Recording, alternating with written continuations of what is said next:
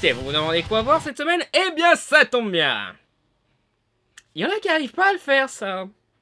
Je sais pas, ils ont la main un petit peu mal faite, voilà, ils arrivent pas à séparer les doigts qui sont là, donc du coup, voilà, ils arrivent pas à faire le signe Vulcain de Star Trek, c'est marrant, ouais. Imaginez un fan de Star Trek qui arrive pas à faire le signe Vulcain, comme ça doit être frustrant la vache. Star Trek Sans Limite continue le renouveau de la licence lancée en 2009 par J.J. Abrams, toujours avec l'excellent casting incarnant cette nouvelle vision de l'équipe de l'Enterprise, écrit par Scotty lui-même, Simon Pegg, et réalisé par Justin Lin, réalisateur de Vroom Vroom 3, Vroom Vroom 4, Vroom Vroom 5 et Vroom Vroom 6. Alors, je vais pas mentir, quand j'ai entendu le nom du réalisateur et quand j'ai vu la première BA, je sentais la catastrophe. Le scénario semblait trop anecdotique après les enjeux importants des deux premiers films, la mise en scène semblait pauvre et l'aspect action extrême ridicule sentait venir une sorte de sous-Star Trek Nemesis. Et Star Trek Nemesis est déjà très sous. Mais bon, j'ai remis en question mes attentes grâce aux nouvelles bandes annonces et grâce aux critiques des plus positives sur ce film.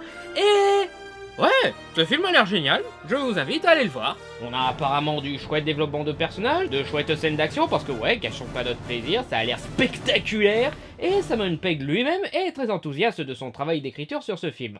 Donc il y a sûrement de quoi apprécier. Ah, et aussi, ce film rend hommage à de excellents regrettés acteurs.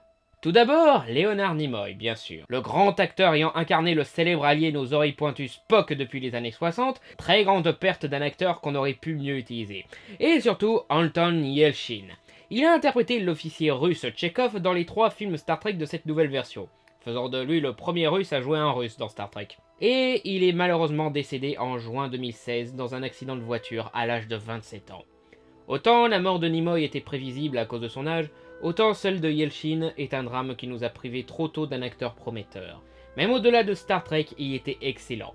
Il se débrouillait bien dans Terminator Renaissance ou Fright Night, mais sa meilleure prestation à mon avis est dans Odd Thomas, un film maudit sorti direct en vidéo et sous-estimé à mon humble avis. J'ai pas vu Green Room, mais ouais, apparaît qu'il est excellent dedans. Donc ouais, ne serait-ce que pour rendre hommage à 2 super acteurs qui sont partis trop tôt, et oui bien sûr pour voir un super film de science-fiction épique et énergique avec de super personnages, je vous conseille d'aller voir Star Trek Sans Limite. Disons Star Trek Beyond, c'est plus classe. Le film sort mercredi au cinéma Le Régent de Bastia et passe en avant-première dimanche. Pour plus d'informations, renseignez-vous sur le site dont le lien est dans la description.